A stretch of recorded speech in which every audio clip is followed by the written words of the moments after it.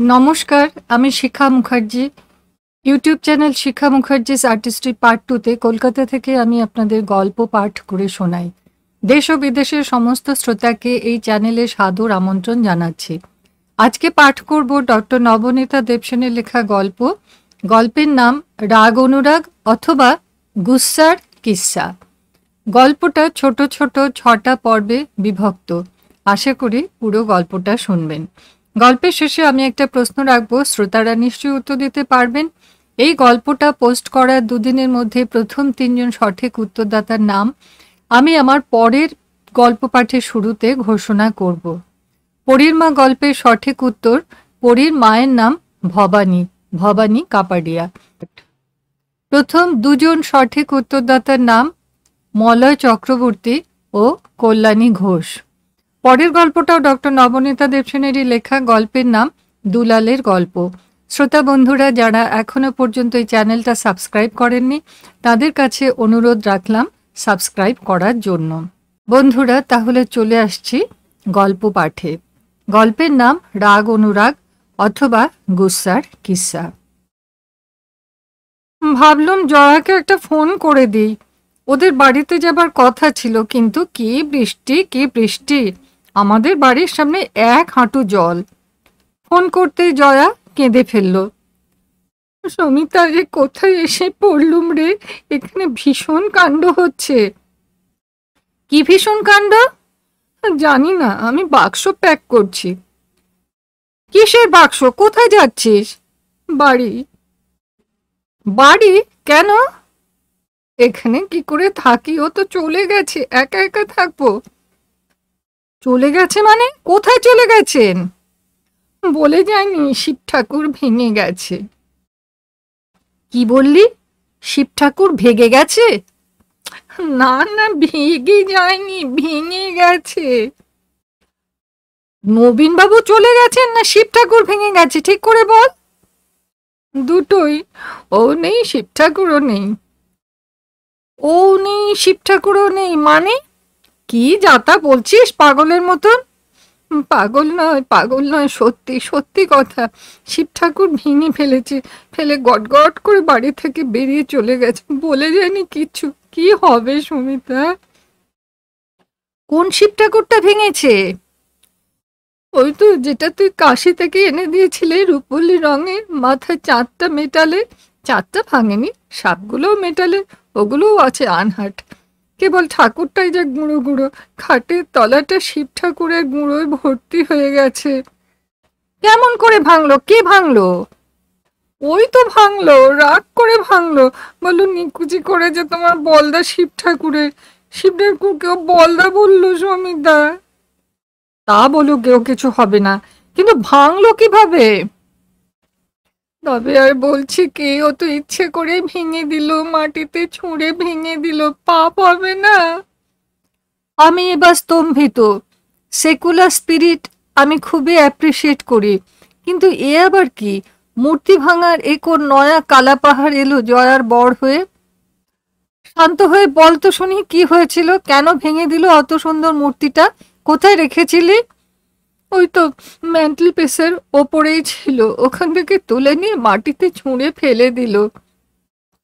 বলেই আবার হু হু করে কেঁদে ওঠে জয়া। চুপ কর! এক ধমক লাগাই। কি করছিলি তুই যে ওরকম খ্যাপামি করলেন নবীনবাবু? Your cigarette smoking is injurious to everyone's health. শুধু এই বলেছিলাম, বলেছিলাম প্লিজ স্মোকিং ছেড়ে দাও। আমার শিব ঠাকুরের গায়ে হাত ছুঁয়ে এর আগে একদিন ওকে প্রমিস করিয়েছিলাম আর কোনোদিনও সিগারেট খাবো না। কয়েকদিন দিব্যি খাচ্ছিল না, গুড বয়। ও মা, তারপরে দেখি আবার লুকিয়ে লুকিয়ে খাচ্ছে, বাথরুমে ধোঁয়ার গন্ধ। তখন ওকে ধরে এনে বলেছি, তোমার ডিভাইন প্রমিস ভঙ্গ করছো। ব্যাস অমনি বাবুর রাগ হয়ে গেল, চিৎকার করে, বেশ করছি, যা করছি ঠিক করছি, তোমাকে বলদা শিব ঠাকুরের নিকুচি করছে, সে নিজে কিনা স্মোক করে, গাঁজা থেকে ইয়া অব্দি। বলে শিব ঠাকুরকে তুলে মেজেই দমাস করে আছাড় দিয়ে ফেললো। গুড়িয়ে গেছে দেখে তাড়াতাড়ি নিজের ব্রিফকেসে কি সব জামা কাপড় ভরে নিল, নিয়ে ঝটপট লিফটে উঠে চলে গেল। 5 মিনিটের মধ্যে, ঠিক যেমনভাবে মার্ডারারেরা পালিয়ে যায়। কতক্ষণ আগে গেছেন? সে অনেকক্ষণ, 5:30টার সময়, তখনই আমরা চা খেয়েছিলাম। এখন তো 7:30 বাজে, ফোন টোনও করেনি। জয়া কাঁদতে থাকে। আমিও প্যাক করে ফেলেছি, এক্ষুনি মার কাছে চলে যাচ্ছি। এ কেমন বাড়িতে এসে পড়েছি রে বাবা, আমি থাকবো না Sumita, I can't stay here. দাঁড়া দাঁড়া, অত কাঁদিস না, কোথাও চলে টলে যাস না, আমি আসছি। এখানে 1 হাঁটু জল, তোদের ওখানেও তো প্রচন্ড জল জমে, কেমন করে যে যাই। তা হোক, তুমি কোথাও বেরিয়েও না, ওখানে চুপচাপ বসে থাকো, আমি আসছি। বীরপুরুষ রিক্সাওয়ালার কল্যাণে কলকাতার আসলি হিরো। কোনো রকমে জল ডিঙিয়ে তো পৌঁছানো গেল জয়াদের বাড়ি। ওখানেও রাস্তায় ঢেউ খেলছে। অতি কষ্টে সার্কাসের খেলুড়ির মতো কায়দা করে লাফিয়ে ঝাঁপিয়ে ঢুকে পড়লুম। ফ্ল্যাট বাড়ির সিঁড়ি তো জলে ডুবে আছে, দালানেও জলধারা বইছে। লিফটের কাছে পৌঁছতে হয় একটা আধো অন্ধকার করিডোর পেরিয়ে। সিঁড়ির নিচে বিল্ডিং এর অফিস, তবে বন্ধ দরজার সামনে টুল পেতে দারোয়ান বসে আছে। যেতে যেতে কেমন যেন একটা অস্বস্তি হলো আমার। আরেকবার ফিরে চাইলুম দারোয়ানের দিকে। আবছা আঁধারে ওপাশে মুখ ঘুরিয়ে বসে আছে টুলের ওপরে। ও কে? পাশে বিলিতি চামড়ার ব্রিফকেস নামিয়ে রাখা, পায়ে দামি জুতো মোজা, পরনে স্যুট, হাতে জ্বলন্ত সিগারেট। কে? নবীনবাবু না? এখানে কি করছেন অন্ধকারে? প্রবল বৃষ্টি, ছাতা রেনকোট কিছুই তো লই নাই সাথে, বাইরাইতে পারছি না। এখন 8টা বাজে, চলুন ওপরে চলুন, অনেকক্ষণ অন্ধকারে বসে আছেন। ভীষণ মশা। হবেই তো, ঘুপচি জায়গা, উঠুন উঠুন। প্রচন্ড ফ্যালসিপেরামের উপদ্রব এখন, ভীষণ ডেঞ্জারাস। ওপরে গিয়ে ডোরবেল বাজালেন নবীনবাবু নিজেই। সহজ সুরে বলে উঠলেন, এই যে জয়া, সমিতা আসছে, ভালো কইরা একটা কফি কইরা দাও দেখি, এই বৃষ্টির মধ্যে আসা তো সহজ না। দরজা খুলে প্রথমে জয়া বাক্যহারা, আনন্দে ঝলমল করে উঠল পর মুহূর্তে। বরের দিকে নজর না দিয়ে আমাকে নিয়ে পড়ল গদগদ আহ্লাদে। কোথা থেকে ধরে নিয়ে এলি রে সমিতা? যেন আমি পিসি সরকার জুনিয়র। আমাকে কফি খাইয়ে নিজে হুইস্কি নিয়ে বসে খুশি গলায় নবীনবাবু বউকে বললেন, সাঁতটা আর সাপটা রাইখা দিছ তো জয়া, তোমারে আমি সিলভারের শিব ঠাকুর বানায় দিমু, আনব্রেকেবল। সেই থেকে জয়া সোমবার নিয়ম করে নিরামিষই খায়, পাছে শিব ঠাকুর রাগ করেন। আর নবীনবাবু বলেন, শিব ঠাকুরেরই লাভ হইল, একটা এক্সট্রা ভক্ত প্লাস একটা সিলভারের মূর্তি, মন্দ কি? এবার পর্ব 2। বাড়িতে পা দেওয়া মাত্র উদ্বিগ্ন গলায় জয়া বলল, রাস্তায় ওর সঙ্গে দেখা হলো? জয়ার পেছনে অনেকগুলো কাঁচা পাকা মুখ উদ্গ্রীব হয়ে, অর্থাৎ গ্রীবা বাড়িয়ে রয়েছে। বাংলাদেশ থেকে আসা ভাসুর যা এবং ভাসুরজি, কানপুর থেকে আসা ননদ, আবার শুধু সিডনি থেকে এসে পড়া মামা মামিমা। এদের সঙ্গে আমার আজ লাঞ্চ খাবার নেমন্তন্ন। দেরি হয়ে গেছে বলে দৌড়ে দৌড়ে আসছি কলেজ থেকে। ওরা এতক্ষণে খেতে বসে গেল বোধহয়। এখন এই এত বেলায় খাবার ঠিক মুখে মুখে সবাইকে বসিয়ে রেখে নবীনবাবু আবার কোথায় বেরোলেন? নিশ্চয়ই সিগারেট কিনতে। আমি তো দেখলাম না। ওদিকের অন্য পানের দোকানটায় গেছেন হয়তো। খাবার আগে সিগারেট? সিগারেট নয়, চিচিংয়ে। উনি তার জন্য বাড়ির থেকে বেরিয়ে গেছেন। চিচিংয়ের জন্য গৃহত্যাগ? এই যে গিনিস বুক অফ রেকর্ডসে উঠবার মতো কথা। এত বেলায় চিচিংয়ে দিয়ে কি হবে? চল তো ভেতরে গিয়ে বসি, তারপর শুনছি। চিচিংয়ের জন্য গৃহত্যাগ বটে, কিন্তু ব্যাপার আরেকটু জটিল। নবীনবাবু যার পর নাই মনক্ষুণ্ণ হয়ে গৃহত্যাগ করেছেন। তিনি চিংড়ি মাছ দিয়ে চিচিংয়ে খাবার গোপন বাসনা একান্তে প্রকাশ করেছিলেন স্ত্রীর কাছে, এবং তাজা চিচিংয়ে ও টাটকা কুচো চিংড়ি মাছ সাপ্লাইও দিয়েছিলেন যোগুবাবুর বাজার থেকে। কিন্তু এক্ষুনি খেতে বসবার ঠিক আগে রান্নাঘরে ঢুকে জানতে পেরেছেন ওই পদটি আজ রান্না করা হয়নি। নবীনবাবু আরও তেলে বেগুনে হয়ে গেলেন যখন শুনলেন চিচিংটা পাঁচমিশালি সবজিতে দিয়ে দেওয়া হয়েছে। আর কুসা চিংড়িটা কোথায় দেওয়া হইল শুনি? হেঁটে পড়েছেন নবীনবাবু। জয়া শান্ত মেয়ে, কিন্তু তারও আর সহ্য হয়নি। একেই বাড়িতে প্রচুর অতিথি, তাদের নানা রকমের রান্না সামলাতে হচ্ছে। দোষের মধ্যে জয়া বলে ফেলেছে টুক করে, আমার বাপের বাড়িতে পাঠিয়ে দিয়েছি। আর যাবে কোথায়? ব্যাস অমনি about turn, no leave taking, no goodbyes, only a short speech. মুহূর্তের মধ্যে তিনি বৃহৎ বিশ্বের নাগরিক। নবীনবাবু আর এ সংসারের কেউ নন। এই রকম হৃদয়হীনা পত্নীদের জন্যই যুগে যুগে মহান পুরুষেরা গৃহত্যাগ করেছেন। এই জাতীয় অবহেলায় তাদের ঠাকুরের পায়ে পৌঁছে দিয়েছে। নবীনবাবু খাবার ঘরে আর ঢোকেননি। পায়ে ঘরের চপ্পল, পরনে পাজামা পাঞ্জাবি, সোজা রাস্তায়। ব্রিফকেস নেয়নি, কাপড় চোপড় সঙ্গে নেই, টাকাও বের করেনি আলমারি থেকে। বেশি দূরে যেতে পারবে না। এই পর্যন্ত বলে জয়া ফিক করে একটু হাসলো। লাঞ্চটা খেয়ে নিয়ে খুঁজতে বেরোলেই হবে। ভাসুর ঠাকুরের ইনসুলিন ইঞ্জেকশন নেওয়া হয়ে গেছে, আর অপেক্ষা করা মুশকিল। সবাই খেতে বসলুম। বললেই পারতিস কুচো চিংড়ি চিচিঙ্গের চচ্চড়িটা, কি আর বেশি খাটনি হতো? উত্তরের সব ব্যাপারটা স্পষ্ট হলো। মাঝে মধ্যে বাজার করতে নবীনবাবু ভালোই বাসেন, সেই মতো মেনু ঠিক করে দেন। এ সপ্তাহে নবীনবাবুর বাজার করাটা বাধ্যকরী হয়ে পড়েছে। বাড়িতে প্রচুর অতিথি সমাগম, বিভিন্ন লোকের ভিন্ন রুচির রান্নাবান্নার প্রয়োজন। রান্নাঘরে তুমুল কার্যক্রম শুরু হয়ে গেছে জয়ার। ননদ নিরামিষ খান, ভাসুরের চেয়ে স্পেশাল ডায়াবেটিক ডায়েট। জয়ার মামার হার্টের জন্য লো কোলেস্টেরল ডায়েট লাগে। সব দিক দেখে শুনেই ভেবেচিন্তে নবীনবাবু মহানন্দে বাজার করে এনেছেন। তার মধ্যে ছিল শখের চিচিংয়ে কুচো চিংড়িও। কিন্তু বাড়িতে এতগুলো মানুষ প্লাস আমি, কাজের লোকজনও কম নয়, সংখ্যায় অনেকগুলো মুখ। রাঁধলে তো চিচিংয়ে এই এতটুকুনি হয়ে যাবে, কুলোবে কেন? ওদিকে মামিমার আবার চিংড়ি মাছে অ্যালার্জি। এইসব ভেবেই জয়া সব রকমের সবজি দিয়ে বড় করে একটা চচ্চড়ি করেছে, তাতেই চিচিংয়ে দিয়ে দিয়েছে। কুচো চিংড়ি তুলে রেখেছে ফ্রিজে। পরদিন মামা মামিমা পুরীতে যাচ্ছেন, তখন রাঁধবে, আর একটু চিচিংয়ে আনিয়ে নিলেই হবে। ইতিমধ্যেই এই কাণ্ড। সাধু সন্ন্যাসী হতে চাইলে সামনেই রামকৃষ্ণ মিশন আছে, আমি সাজেস্ট করি। ওখানে ওরা ওকে ভালো রকম চেনেন, ওখানে যাবে না। আর একটু এগোলে ভারত সেবাশ্রম সংঘ, দক্ষিণে গেলে রাম ঠাকুরের আশ্রম, আরে দক্ষিণে গেলে পরমানন্দ স্বামীর আশ্রম। আলোচনা জমে উঠছিল। বাধা দেন জয়ার মামা শ্বশুর। ছাড়ো তো, লোটা কম্বল নিয়ে বেরোয়নিও। চিচিঙ্গে দিয়ে কুচো চিংড়ি খাওয়া হলো না বলে কেউ সন্ন্যাসী হয়ে যায় না। কাছাকাছি কি কি হোটেল আছে তোমাদের?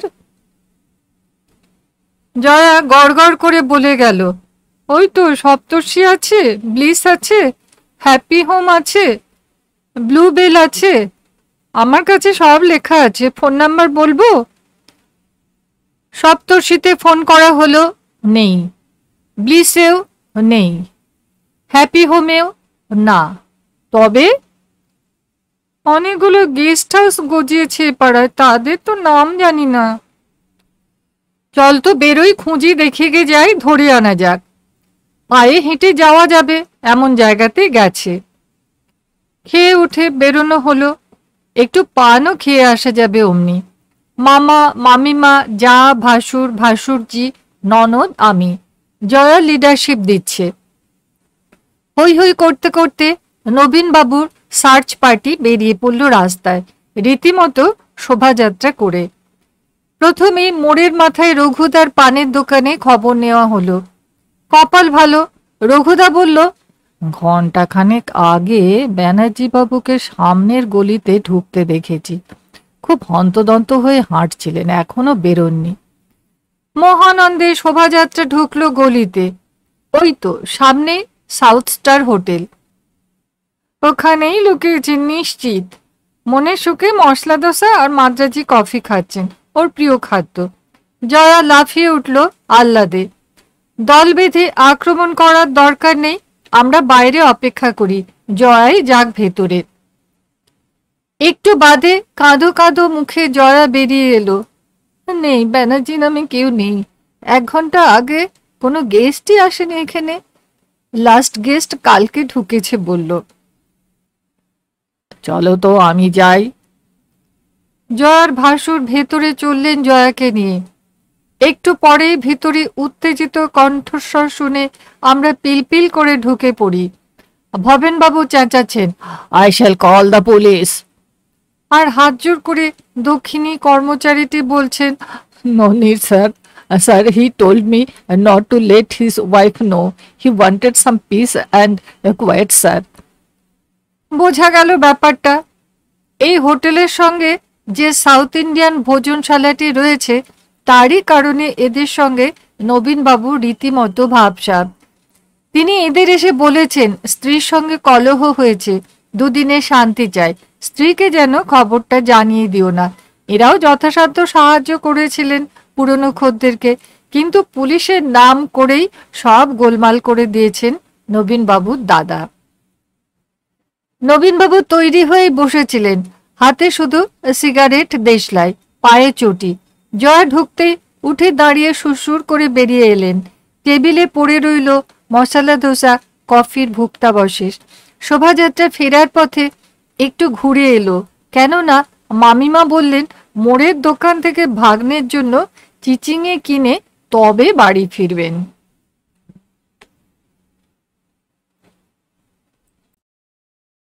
পর্ব 3। জয়া ডেকেছিল ওর আলমারি গোছাতে। ভাদ্র মাসের রোদ, শাড়িগুলো রোদে দেওয়া দরকার। কতদিন নাড়াচাড়া পড়েনি, সিলভার ফিশ হয়ে গেল কিনা কে জানে। শাড়ি বের করে থাকে থাকে সাজিয়ে রাখছি জোড়া খাটের ওপরে। বারান্দার রোদে মাদুর আর শতরঞ্চি বিছানো হয়েছে।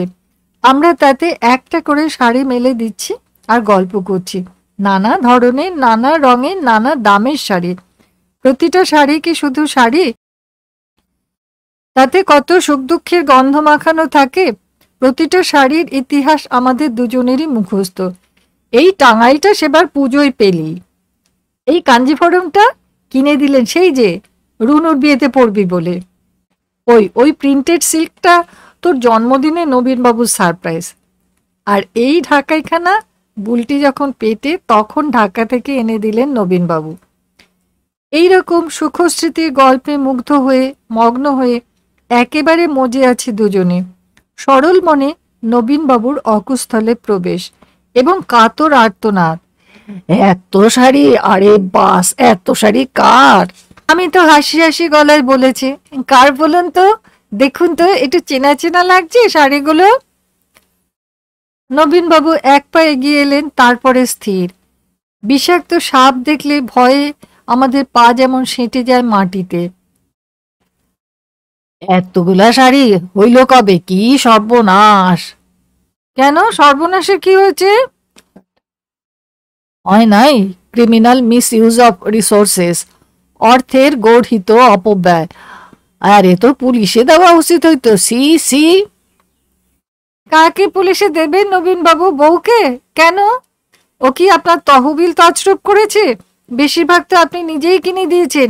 জয়া তো নিজে কোনো শাড়ি কেনেই না। সে যেই দেখ না কেন, এত শাড়ি মাত্র একজনের হোট করাই অপরাধ, ক্রিমিনাল গ্রিড। এইসব শাড়ি সার্কুলেট করানো উচিত হয়। এই দিয়া তো মার্কেট খোলা যায়। দিয়া দাও, দিয়া দাও, গরিব দুঃখীদিকে ডাইকা ডিস্ট্রিবিউট কইরা দাও। জয়া ফোঁস করে উঠল, বাহ বাহ, ডিস্ট্রিবিউট কইরা দাও মানে? কেন দেব? এসব শাড়ি কি ফেল না? প্রত্যেকটা শাড়ির সেন্টিমেন্টাল হিস্ট্রি আছে, সেন্টিমেন্টাল জিওগ্রাফিও আছে। আমি ফোড়ন কাটি। কোনোটা ওর জন্য আপনি ঢাকা থেকে এনে দিয়েছেন, কোনোটা টোকিও থেকে, কোনোটা লখনৌ, কোনোটা চেন্নাই। মাত্র একজন মানুষের জন্য, ফর অনলি ওয়ান পার্সন, এই এতগুলো শাড়ি? সি সি সি। নবীনবাবুর কানে কিছুই ঢুকছে না, মুখে বিজাতীয় বিতৃষ্ণা। এই যে হোর্ডিং এর নেশা, এইটা একটা বিষম খারাপ অসুখ, এ ভেরি ডেঞ্জারাস ডিজিজ। আরে আরে নবীনবাবু, শাড়ির নেশা সকলেরই আছে, সব মেয়েদের আছে, এটা কোনো অসুখই না। আলবাত অসুখ, দেশের মানুষ খাইতে পায় না, বন্যার্তদের পরনে কাপড় নাই, আর তুমি কিনা বান্ডিল বান্ডিল ইউজলেস কাপড় বুকে লইয়া বসে আসো। Same same. অনিলা, অনিলা, এই দিকে আসো তো দেখি একবার। অনিলা এসে দাঁড়ালো। এই যে অনিলা, আসছো, দেখছো বৌদির কত শাড়ি। তোমার যেই কটা ইচ্ছা লইয়া যাও তো মনি, লজ্জার কিছু নাই, এই শাড়ি বৌদির চাই না। অনিলার ভুরু কুঁচকে গেল। সে নবীনবাবুকে আগা পাঁচতলা ভালো করে চেয়ে মেপে নিল। সময়টা নেহাত সকালবেলা, যদিও রবিবার। এখনই না। এবার চোখ আমার দিকে, সর্বশেষে জয়ার দিকে। জয়ার দিকে তাকিয়েই মুখে কাপড় চাপা। কই নিবা না? কোন কোন শাড়ি নিবা তুমি? লয়ে যাও। এই যে নিচ্ছি, বলে অনিলা গম্ভীরভাবে আঁচলে ভালো করে হাত মুছতে থাকে। তারপর এগিয়ে এসে এক থাক কাপড় কোলে তুলে নিয়ে বারান্দায় চলে যায়, মাদুরের ওপর মেলে দিতে শুরু করে। আরে আরে, করো কি? তোমারে কি কইলাম? নেব নেব, পরে নেব, আগে তো রোদে দিয়ে নি। আমাদের বস্তিতে রোদ কোথায়? তা বটে। দেখো যা, দেখো, জীবনে তো দুঃখ কষ্ট কিছুই জানলা না, বড় লোকে স্পয়েলড ওয়াইফ হইয়া গোটা লাইফটা সুখে কাইটা গেল তোমার। এবার আমি সন্ন্যাসী হয়ে বেরিয়ে যাব, রোজ রোজ এই পাগলামি আর সহ্য হয় না। কান্না ভরা গলায় কথাগুলো বলতে বলতে এক থাক কাপড় ঠেলে মেঝেতে ফেলে দিল জয়া। কাপড়গুলো ছড়িয়ে পড়ল নবীনবাবুর পায়ের কাছে। নাকি সহ্য হয় না? রাগ দেখাইতেছো? ওকে, ঠিক হ্যায়। বলতে বলতে নবীনবাবু আলমারি খুলে ফেললেন। ব্রিফকেসে জামা কাপড় ভরা হয়ে গেল। ক্রেডিট কার্ড তো আছেই। নবীনবাবু বেরিয়ে গেলেন। রবিবার তো অফিস যাবেন না? জয়া বলল, যান, যেখানে খুশি চলে যান, আমি আর পারি না। মেয়ের বিয়ে হয়ে গেছে, আজ বাদে কাল নাতি নাতনি হবে, এখনো এই জিনিস চলছে। কালকে যদি না ফেরেন তখন খোঁজ করব, ভালো জায়গাতেই যাবেন। রাগ করে বেরিয়ে গিয়ে কলকাতার সব হোটেলেই আশ্রয় নেওয়া হয়ে গিয়েছে নবীনবাবুর। বড় রাস্তার মোড় অবধি পৌঁছেই রাগটা পড়ে যায়, কিন্তু তখন ফিরবেন কোন মুখে? কোনো বড় হোটেলে গিয়ে বসে থাকেন। কখন দরজায় নক পড়বে, দরজা খুললেই জয়ার হাসি হাসি মুখখানা দেখতে পাবেন এবং সঙ্গে সঙ্গে উঠে বাড়ি চলে যাবেন। জয়া রেগে গেলেও ওর মুখটা হাসি হাসি থেকে যায়। নবীনবাবু 7 স্টার কমফোর্ট সেখানে বাঁধা। এইসব 5 স্টারেরা তাকে কি সার্ভিস দেবে? 2-3 মাস অন্তর অন্তরই এমন ঘটে। বাড়ির কাজের লোকেরা জানে, ড্রাইভার মুকেশ জানে সবচেয়ে বেশি করে, অফিসেও সবাই জানে। বন্ধু বান্ধব আত্মীয় স্বজন তো জানেই, এখন বেয়াই বাড়িতেও জানাজানি হয়ে গেছে। জয়া বলল, না সমিতা, আমি আর খুঁজতে বেরোবো না, সবাই হাসে। এই যে বৌদি, দাদার জন্য তো না, এবার এখানে আসেননি। হ্যাপি হোমে দেখুন তো, বলবে সাউথ স্টার। আবার ওদিকে, no madam, mister Banerjee didn't come to us this time, try the Taj, বলবে গ্র্যান্ড। ও যখন ফিরবে ফিরুক, নিজের খুশি মতো। জয়ার গজগজ আর শেষ হয় না। গজগজ করতে করতেই আমরা শাড়ি রোদে দিলুম। আমাদের কফি দিতে দিতে অনিলাও বলল, দাদাবাবু যে কি কথা! হ্যাঁ, মানছি বটে, বৌদির মতন এত কাপড়ের গাদা কারো বাড়িতে দেখিনি। তা বলে বিলিয়ে দেবে? একটু ভোগ করবে না? আরে কটা দিন যাক, পরে তো দিতেই হবে, কি বলো? এখনো বৌদি সধবা আছে, শাড়িগুলো কেন দিয়ে দেবে? যত অলক্ষণে কথাবার্তা। সেদিন জয়া খোঁজ করল না। পরদিন সোমবার, নিশ্চয়ই অফিস যাবেন। ফোন করে জানলো ঠিকই অফিসে এসেছেন, অফিস থেকেই বাড়ি ফিরবেন। চায়ের সঙ্গে দেবে বলে বরের জন্য মাছের চপ বানাতে বসলো, কিন্তু অফিস থেকে ফেরার সময় পার হয়ে গেল, নবীনবাবু ফিরলেন না। মাছের চপ গড়া অবস্থায় ফ্রিজে ঢুকে গেল, ভাজা হলো না। জয়া ফোন নিয়ে বসলো। ডিরেক্টরি দেখে দেখে সব হোটেলের ফোন নাম্বার ওর কাছে আলাদা ডায়েরিতে তোলাই আছে, 5 স্টার 3 স্টার সবই, এবং পাড়া যাবতীয় আবাসস্থলের হদিশ। সেই ডায়েরি দেখে দেখে ফোন শুরু করলো। Grand, Taj, Hindustan International, Park, Airport hotel, Ritz, শেষে ছোট হোটেলে খোঁজ করতে গিয়ে খবর মিলল। অ্যাস্টর থেকে বলল, হ্যাঁ মিস্টার ব্যানার্জি ওখানেই ছিলেন রবিবার, কিন্তু আজ সকালে চেক আউট করেছেন। জয়া আর আমি ইতিমধ্যে যাবতীয় বন্ধু বান্ধবকে ফোন করে ফেলেছি, এমনকি চন্দননগরে ওদের বেয়াই বাড়িতেও। মেয়ে জামাই তো দুর্গাপুরে, সেখানেও একবার খবর নেওয়া হলো, যদিও জামাইয়ের ওপর তার অভিমান অভিযোগের লম্বা ফিরিস্তি, তবুও হঠাৎ দুর্গাপুরে চলে যাওয়া মোটেই অসম্ভব নয়। সব জায়গায় না শুনতে শুনতে জয়া ভয় পেয়ে গেল। আমিও। কি করি? পুলিশকে জানাবো? পুলিশ আবার নবীনবাবুর ভীষণ ভয়। থাক, এখনই পুলিশে নয়, জয়া বলল। আর একটু দেখি। তাছাড়া পুলিশ তো বলেই দিয়েছে, ইচ্ছে করে যদি কোনো পূর্ণবয়স্ক নিরপরাধ মানুষ লুকিয়ে থাকতে চায়, তাকে ধরা পুলিশের সাধ্যি না। এটাও আমার মনে পড়ল, কি করা? দ্বিতীয় দিনও তো ফুরিয়ে এসেছে, রাত 8টা বেজে গেছে। 8:30টায় একটা ফোন এলো। মেম সাহেব होंगे? हम तिवारी बोलता हूँ, बनर्जी साहब को ब्यारा। साहिबेर किछु खबर पेले तिवारी? जी हाँ, बहुत मुश्किल हो गया। की होयेछे तिवारी? साहब तो हमारा क्वार्टर में आकर बैठे हैं, छपरा जिला जाने मांगता है।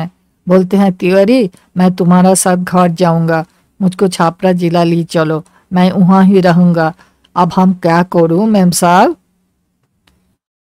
ছাপড়া? খবরদার নিয়ে যেও না, কোথাও যেতে দিও না ওকে। তুমি সাহেবকে ওখানেই আটকে রাখো। মুকেশ তোমার কোয়ার্টার চেনে তো? ঠিক আছে, আমি আসছি। আচ্ছা, সাহেব এখন কি করছেন? अब तो साहब हमारा बच्चों के साथ बातचीत करते हैं और रोटी खाते हैं। हम दौड़ के फोन बूथ में आ गया। তিওয়ারির কোয়ার্টার থেকে নবীনবাবু বেরিয়ে এলেন, খুব সহজ হাসি খুশি, যেন কিছুই হয়নি, যেন অফিস থেকেই ফিরছেন। জয়াও কিছুই বলল না। পরের দিন অফিস থেকে ফিরে 2টো প্যাকেট খাটের ওপর রেখে বাথরুমে ঢুকলেন। প্যাকেট খুলে জয়া দেখল 2খানা নতুন সিল্কের শাড়ি। 4র্থ পর্ব।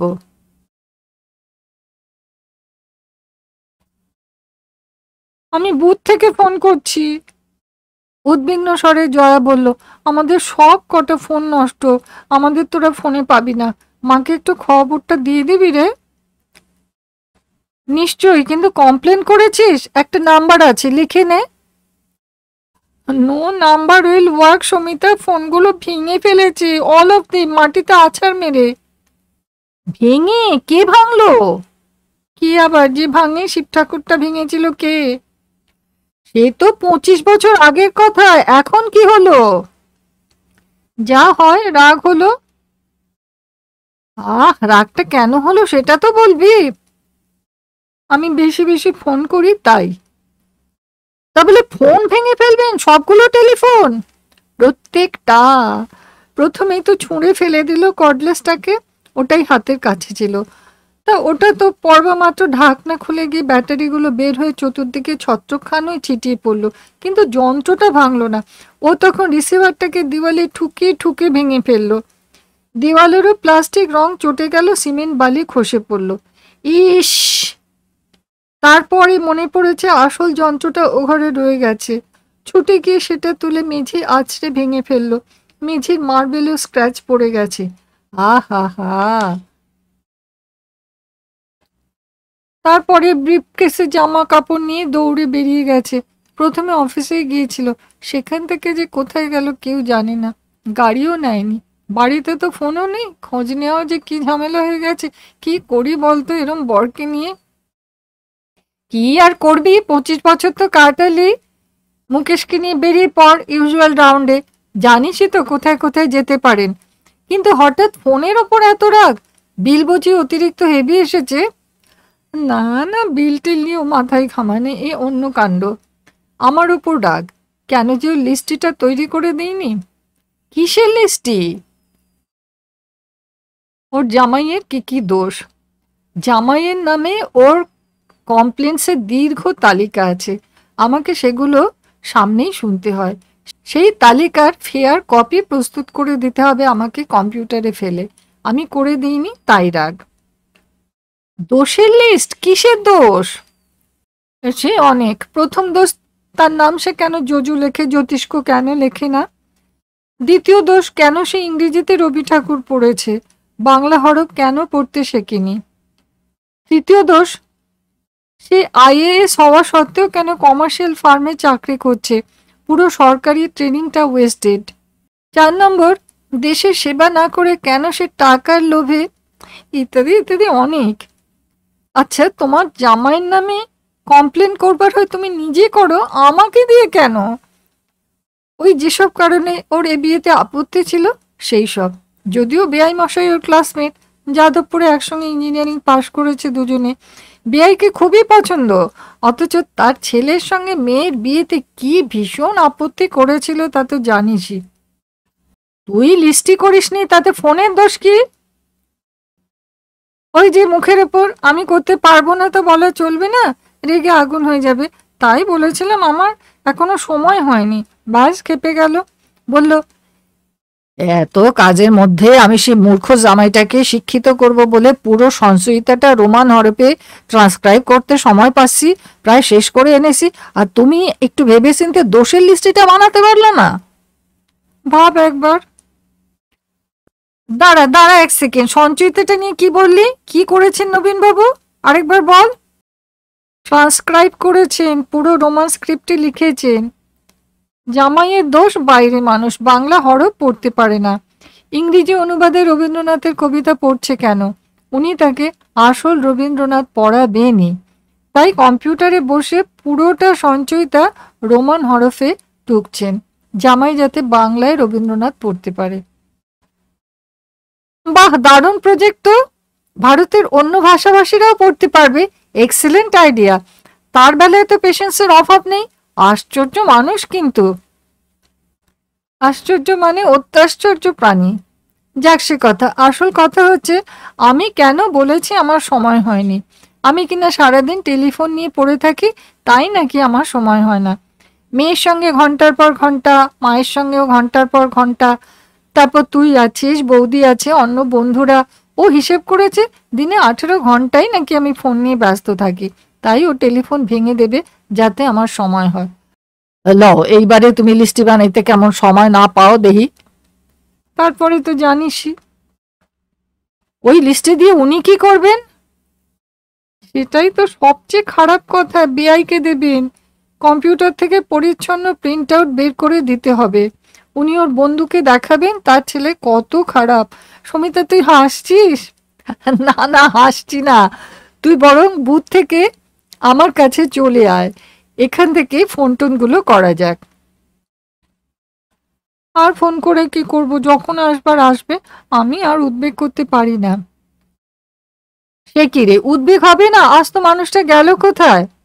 আর উদ্বেগ? এবার আমিও কোথায় চলে যাব যেদিকে দু চক্ষু যায়। মুকেশ সর্বত্র খোঁজ নিয়ে এসেছে। অফিস থেকে ফোন করিয়েছিল, বড় বড় হোটেলগুলোতে নেই, বন্ধু বান্ধবদের বাড়ি বাড়ি খুঁজতে যেতে হবে এবার।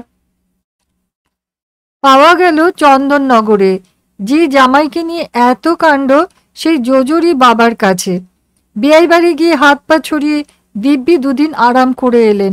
তাদের বলেননি তো ফোন ভেঙে রেখেছেন। বেচারা বেয়াই বেয়ান ফোন করে করে জয়াকে না পেয়ে হয়রান। অবশেষে ওর মাকে জানিয়েছেন। গাড়ি নিয়ে জয়া ছুটেছে চন্দননগরে। বিকেলবেলা জয়ার কাছে গেলুম চন্দননগর ফিরতে নবীনবাবুকে দেখতে। জয়া বলল, ছেলে ধরা হয়, পাখি ধরা হয়, বর ধরা হয় বলে কখনো শুনিনি, আমি প্রথম। বউয়ের হাতে তৈরি গরম গরম ফুলকপির সিঙাড়া দিয়ে চা খেতে খেতে নবীনবাবু সলজ্জ মৃদু হাসলেন। তারপর পকেট থেকে একটা রঙিন রাংতার মোড়ক বের করে জয়াকে দিলেন। চকোলেট? কি আছে এতে? খুললাই দেখো না। প্যাকেট খুলতে দেখা গেল ছোট্ট সুশ্রী মিষ্টি স্মার্ট একটা সেলফোন ঝিকমিক করে হাসছে। আনন্দে বিস্ময়ে উদ্ভাসিত মুখেও জয়া বলতে ছাড়ল না, এটা আনব্রেকেবল ম্যাটেরিয়াল তো?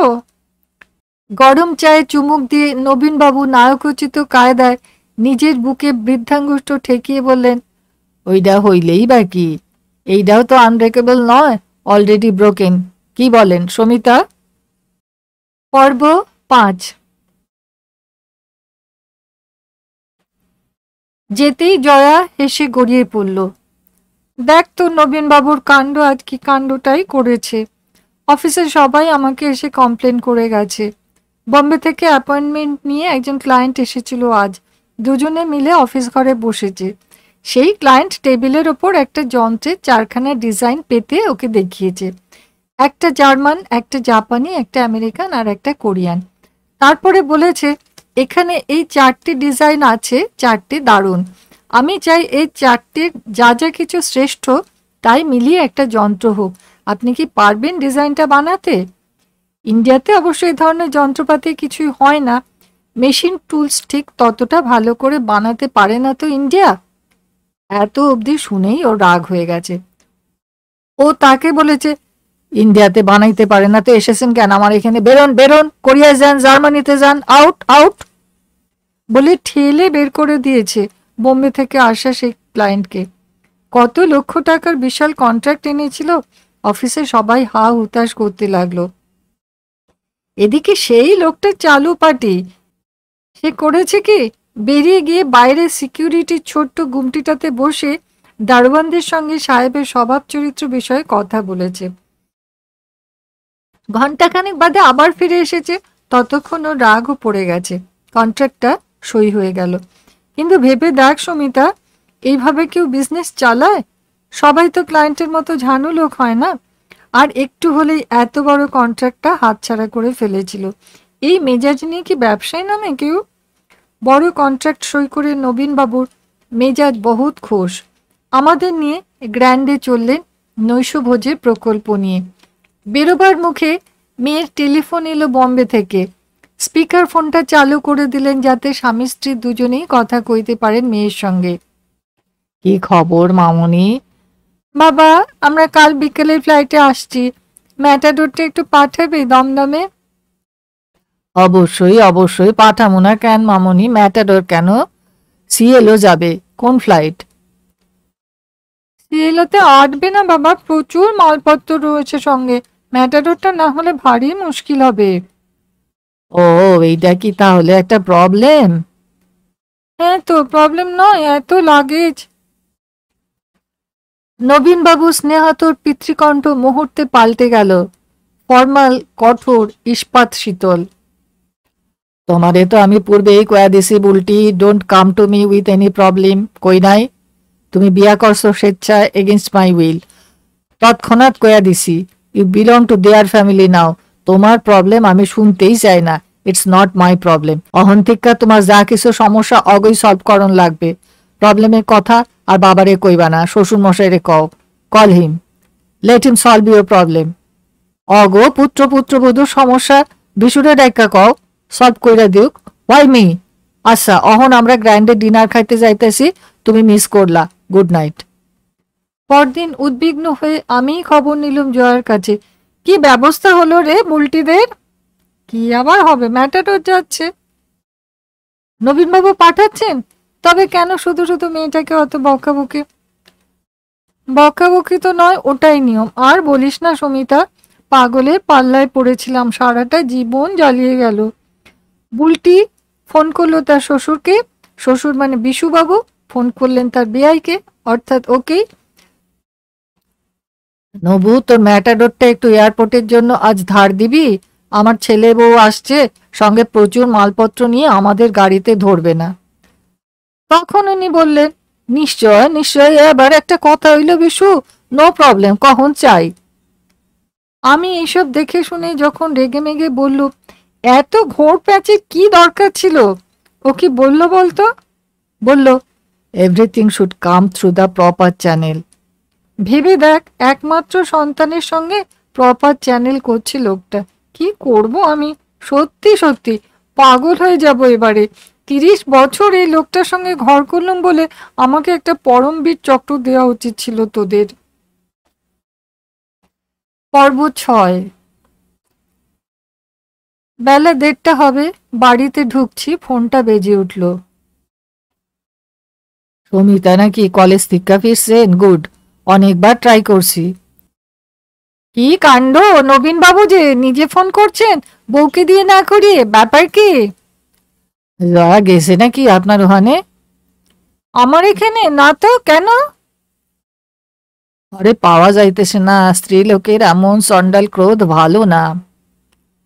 আর পুরুষ মানুষের চণ্ডাল ক্রোধ বুঝি খুব ভালো? জয়া আর কোথায় যাবে, মায়ের কাছেই গেছে বোধহয়। যায় নাই, আই কল্ড দেয়ার। আপনার এই লাস্ট। তবে বৌদি? নো, মামা বাড়ি না, কাকাবাবুর কাছে না, Chitra, Putul, Ranita, Mahua, I tried them all. I am extremely worried. সব ঠিক হয়ে যাবে, পুলিশে খবর দিয়েছেন? Oh no no, never. Police না, পুলিশের প্রশ্নই নাই। আর কোথায় যাইতে পারি, এনি আইডিয়া? নিকো পার্কে রেখেছেন? মানে? জয়ার খুব নিকো পার্কে বেড়াতে যাবার শখ ছিল, হয়তো সেইখানে। নিকো পার্ক? আর সায়েন্স সিটিতে? কি যে কন, বাইরে গেল রাগ কইরা। রাগ হইলে কেউ নিকো পার্কে বেড়াইতে যায়? সুটকেস প্যাক ট্যাক কইরা লইয়া কি পার্কে যায়? She said she was leaving for good. It's serious. দুর্গাপুরে? যায় নাই, ফোন করছিলাম, বুলটি আইতাছে। শান্তিনিকেতনে যায়নি তো, মঞ্জুর কাছে? মঞ্জু, তারে তো ফোন করি নাই। করে ফেলুন। আমিও বসে গেলুম ফোন নিয়ে। এই বস্তুটি যে সভ্যতার কত বড় অবদান, যেমন দূরকে নিকট করে, তেমনি ঘরকেও বাজার করে ফেলতে পারে, সেও ঠিক। একটু বাদে বেল বাজলো দরজায়। এবার নবীনবাবু সশরীরে উপস্থিত। ঝোড়ো কাকেদের নিশ্চয়ই এই নবীনবাবুর মতো দেখায়, উদ্ভ্রান্ত, সকরুণ, ছন্নছাড়া, শ্রীহীন, ধপ করে বসে পড়লেন সোফায়। শান্তিনিকেতনের কানেকশন তো দেখি মেলে না, চুল্লাই যায়। সে কি, যাবেন কি? বরং অন্য কাউকে পাঠানোর কথা ভাবা যেতে পারে। অফিসের কেউ? নবীনবাবু ভাবতে থাকেন। কি হয়েছিল বলুন তো আপনাদের?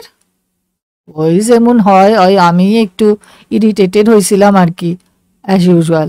সেটা হইল গিয়া গত পরশু দিন, স্যাটারডে ছিল। তো আইস রিটার্ন কইরা দেখলাম জয়া বাসায় নাই। কাইল তো ফিরি নাই, জয়াও খোঁজ লয় নাই। শুনছি আইজ সকালবেলা উঠেই চলে গেছে, ট্যাক্সি দইরা উধাও, আর ফিরুম না কয়ে গেছে। দীর্ঘশ্বাসে কেঁপে উঠল নবীনবাবু। এমন বিধ্বস্ত, এত করুণ মূর্তি তো কখনোই হতো না জয়ার। অথচ নবীনবাবু তো মাসে মাসেই উধাও হয়েছেন। নবীনবাবুকে কিন্তু রীতিমতো অসুস্থ দেখাচ্ছে। চা দিলুম, পড়েই রইল।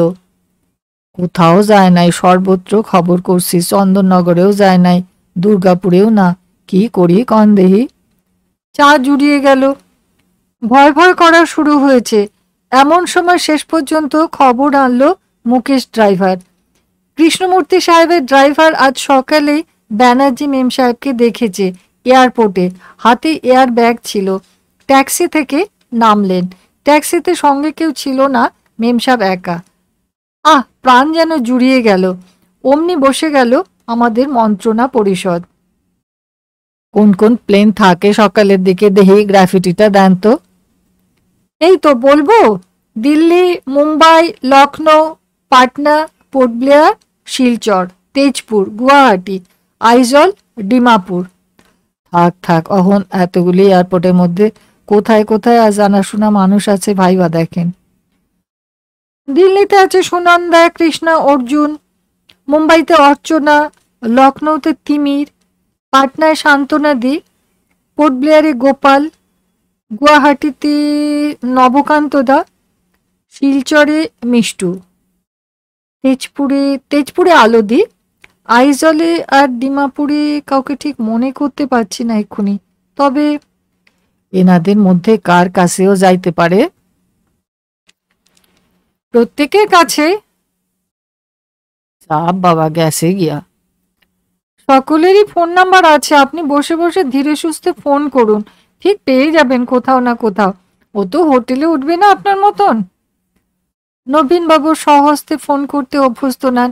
এসব ম্যানুয়াল লেবার তাকে অফিসে সেক্রেটারি আর বাড়িতে পত্নী সাপ্লাই দেন। লং ডিস্টেন্স ফোন নিয়ে বসেছেন, ধৈর্য থাকছে না। একবারে হলো না, দুবার তিনবার ড্যাম ইট বলে ছুঁড়ে ফেলতে গিয়েও ছুটছেন না রিসিভারটা। পূর্বে শিক্ষা হয়েছে এই সাবজেক্টে। আমার দিকে বারবার অর্থপূর্ণভাবে তাকালেও আমি ডায়াল করে দিচ্ছি না। ওর বউ উনি করুন যা করবার। এবার দেখুন, একজন পালিয়ে গেলে অন্যজনের কেমন লাগে। কিন্তু জয়া মেয়েটাই বা কেমন? তোর বরকে তুই শিক্ষা দিচ্ছিস দে, কিন্তু আমাদের খবরটা দিয়ে যাবি তো? মাকেও শুধু শুধু দুর্ভাবনায় ফেলা। প্রথমে সিঙ্গেল পসিবিলিটির শহরগুলো ট্রাই করি। বম্বেতে নেই, পাটনাতে নেই, গুয়াহাটিতেও নেই। দিল্লিতে ৩-৪ জন বন্ধু, এক এক করে ধরবো।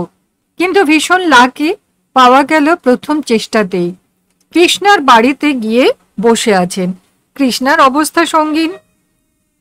কোনো কথাই শুনছে না, কিছুতেই ফিরবে না আর কলকাতাতে। বলছে ঢের হয়েছে সংসার সুখ, এখন সে হরিদ্বারে যাবে, আশ্রমে থাকবে। হরিদ্বার যাবার জন্য গাড়ি ভাড়া করে দিতে বলেছে, এখন সেই চেষ্টা চলছে। ছকটা এইরকম হলো, হরিদ্বারের জন্য গাড়ি এসেছে বলে জয়াকে তুলে সোজা এয়ারপোর্ট, তারপর এই যে তোমার টিকিট বলে কলকাতার প্লেনে উঠিয়ে দেওয়া হবে। তুলে দিয়ে কৃষ্ণা আমাদের ফোনে জানাবে, আমরা ওকে এয়ারপোর্ট থেকে রিসিভ করে নেব। মুহূর্তের মধ্যে জাদু মন্ত্রে রূপান্তর ঘটল নবীন বাবুর। হাঁক ডাক শুরু করে দিলেন, মুকেশ তেল ভরো, বিকেলে দমদম যেতে হবে, মেম সাহেব আসছেন। ইতিমধ্যে দুর্গাপুর থেকে বুলটি এসে গেছে, জামাইয়েরও এসে পড়ার কথা। এ তো আর নবীন বাবুর উধাও হওয়া নয়, এটা একটা ফ্যামিলি ক্রাইসিস। IC264 এর জন্য উৎকণ্ঠিত প্রতীক্ষায় দমদম আলো করে আছি আমরা। নবীন বাবু, বুলটি, জোজো, আমি, দাদা বৌদি, চিত্রা, পুতুল, রনিতা এবং কাকাবাবু। আমাদের হাতে গাঁদা ফুলের মালা, দেবদারু পাতায় মোড়া সিজন ফ্লাওয়ারের তোড়া। আর কিছু তেমন পাওয়া গেল না পথে, কিন্তু বুলটি এনেছে দারুণ একটা গোলাপ ফুলের বাস্কেট, আর জামাই ব্যানার লিখে এনেছে ওয়েলকাম ব্যাক। কাকাবাবু আর জোজো সেটা ধরে আছেন। সেদিকে দৃষ্টিপাত না করে লাজুক লাজুক চোর চোর মুখে জয়া এগিয়ে এলো, হাতে ক্যারি অন সুটকেস। আমরা ঝাঁপিয়ে পড়লুম ফুল নিয়ে, মালা নিয়ে। আমাদের পাত্তা না দিয়ে জয়া নবীন বাবুর দিকে এগোলো। এমন সময় বুলটি গিয়ে মাকে জড়িয়ে ধরে হাতে গোলাপ ফুলের বাস্কেটটা তুলে দিয়ে বলল, মা, we are so proud of you, you have done the right thing. এটা তোমার অনেক আগে করা উচিত ছিল। এবার জয়া হেসে ফেলল, আর সেই হাসি দেখে সবাই হেসে উঠলুম। মেঘ সরে গেল। শুধু নবীনবাবু হাসেননি, জয়া পায়ে পায়ে তার দিকে এগিয়ে গেল। তারপর বাংলা সিনেমার চিরন্তন নায়িকার নিয়মে নবীনবাবুর শার্টের উল্টোপাল্টা লাগানো বোতামগুলো ঠিকঠাক করতে শুরু করলো। নবীনবাবু এক ঝটকায় জামাটাকে ছাড়িয়ে নিয়ে গেটের দিকে হাঁটা শুরু করলেন। পিছু পিছু চলল ওয়েলকাম পার্টির শোভাযাত্রা এবং জয়া। গাড়িতে পৌঁছেই নবীনবাবু বললেন, মুকেশ, আমি এয়ারপোর্ট হোটেলে নেমে যাব। কেন বাবা, আমরা তো এখন হোটেলেই যাচ্ছি। বুলটি বলে ওঠে, তুমি ওখানেই থাকবে, তুমি আর মা। গ্র্যান্ডে হানিমুন সুইট বুক করে রেখেছে যে তোমার জামাই। মায়ের রিটার্ন সেলিব্রেট করতে হবে না? আমরা হই হই করে উঠলুম। জয়া নবীন বাবুর কাজ ঘেঁষতে গিয়ে কনুইতে মৃদু ঠেলা মেরে বলল, এটাও অ্যাড করে দিতে হবে কিন্তু সেই কুকর্মের লিস্টিতে। বন্ধুরা, গল্পটা এখানেই শেষ হলো। আপনারা জানাবেন কেমন লাগলো এই গল্প। যদি ভালো লাগে তাহলে বন্ধুদের সঙ্গে শেয়ার করবেন এবং লাইক করবেন। আজকের প্রশ্ন, নবীনবাবু তার বেয়ারার সঙ্গে কোথায় চলে যেতে চেয়েছিলেন? বন্ধুরা, আশা করি সকলে ভালো আছেন, সুস্থ আছেন। ধন্যবাদ।